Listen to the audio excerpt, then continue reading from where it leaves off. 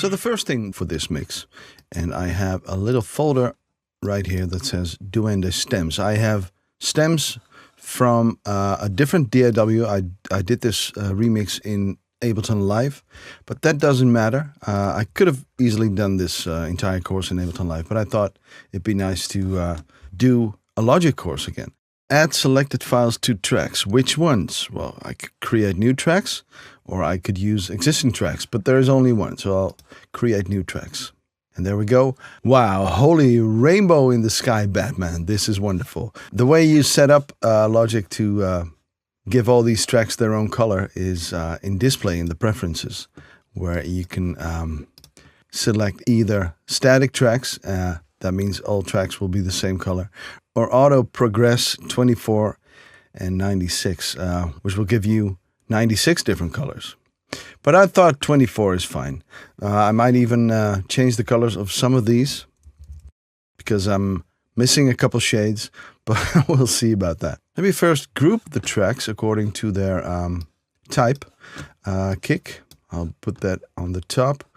Crash is a percussion type thing, of course. The loop, got a drum loop in there. A little snare. Reverse cymbals.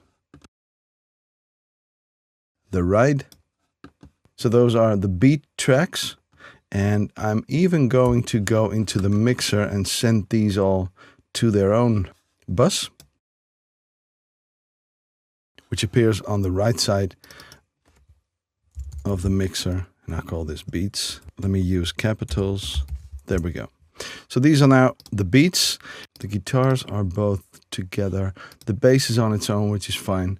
The bang is more like an effect, so I'll bring that down.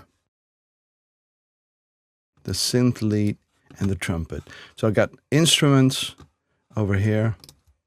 I got the bass. I got filter bit, which is actually part of the guitars. You know, I could actually group these together also.